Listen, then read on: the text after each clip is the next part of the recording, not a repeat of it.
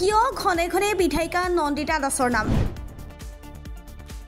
কি পঞ্চায়ত নিৰ্বাচন কি বিধায়ক পুঁজিৰ ধন এটেনশন বিধায়িকা নন্দিতা দাস আপোনাৰ পুঁজিৰ ধনেৰে নিৰ্মাণ কৰা কামৰ খবৰ ৰাখিছেনে নে টকাৰ অংকত পাহৰি গৈছে সকলোতে কেৱল টকাৰ অংক দেখি আপোনাৰ দক্ষিণ কামৰূপৰ বকো সমষ্টিৰ কংগ্ৰেছী বিধায়িকা নন্দিতা দাসৰ বিৰুদ্ধে এটাৰ পাছত আন এক অভিযোগ কি পঞ্চায়ত নিৰ্বাচন কি বিধায়ক পুঁজি ধন সকলোতে কেৱল ধন দক্ষিণ কামৰূপৰ নৱগঠিত ২৭ নং চমৰীয়া সমষ্টিৰ ১ নং মালিবাৰীৰ ধামাপাৰাত ৰাস্তা নিৰ্মাণৰ বাবে বিধায়ক পুঁজিৰ পৰা আবণ্টন দিছিল ৪ লাখ টকা আবণ্টন লাভ কৰিছিল সদায় বিধায়িকা নন্দিতা দাসক বাহ দিয়া দুই কংগ্ৰেছ নেতা বাহাৰুল আৰু উছমান মাষ্টাৰে কিন্তু কামৰ নমুনা চাওক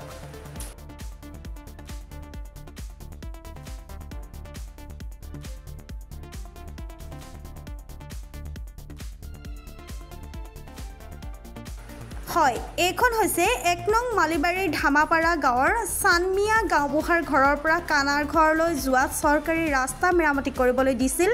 ৪ লাখ নগদ টকা বিধায়িকাক ৩বাৰ ফোনযোগে জনাৰ পিছতো সম্পূৰ্ণ নহল বিধায়ক পুঁজিৰে আবণ্টন পোৱা ৰাস্তাৰ কাম দুখৰ বিষয় মানে আমাৰ বিজেপি চৰকাৰে এটা কথা কৈ থাকে সবকা বিকাশ আর সবকা সাথ এতিয়া সবকা সাথ তো আমার লগত নাই কিয়নো আমার বকো সমষ্টি অর্থাৎ এতিয়া যে আমার ২৭ নম্বৰ চমৰীয়া সমষ্টিৰ যে বিধায়িকা আছে এই বিধায়িকাজনে আমাৰ এইখন ৰাস্তা য'ত আজি আমি থিয় হৈ কেনে আমি আজি আপোনালোকৰ চেনেলৰ মাধ্যমত জনাবলৈ মানে বাধ্য হৈছোঁ ইয়াতে ৪ লাখ টকা দিছে আলহাজ Chanmiya house to road construction from Chanmiya house to Kanai house গতিকে এইখিনিত ৪ লাখ টকা আমাৰ বিধায়িকা বাইদেউ মানে দিছিলে কিন্তু সেই টকাখিনি ইতিমধ্যে আমি যিখিনি মানে পাইছোঁ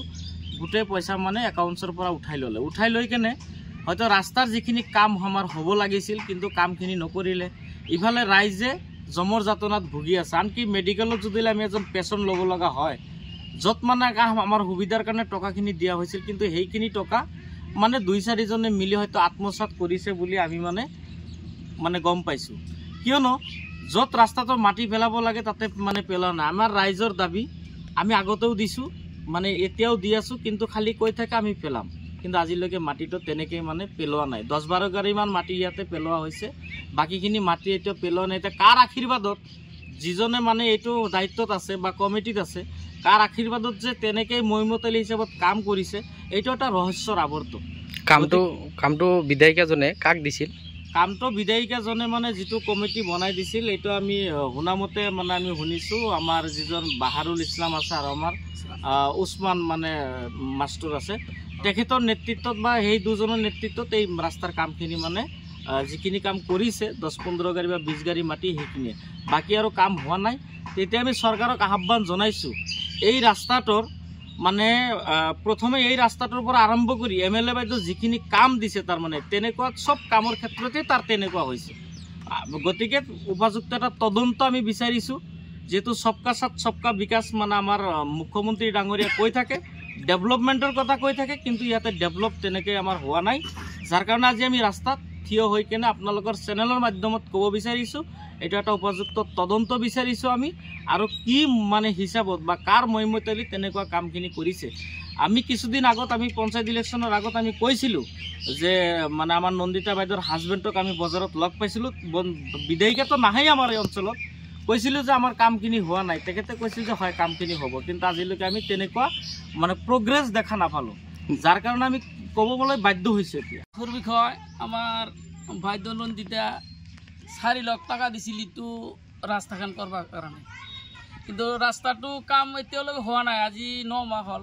টকাটো উঠাই আনছে বাহাৰুলে কিন্তু কামটো কৰাও নাই এতিয়া কামটো কৰিম বুলিও আৰু তাৰ আশা নাই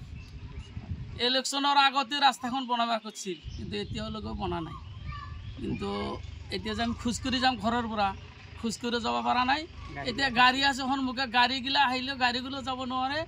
আৰু বাকী এইগিলা ৰাস্তাটো আপুনি চাই আছে কিন্তু ৰাস্তাটোৰ অৱস্থা খুবেই বেয়া এতিয়া যে আমি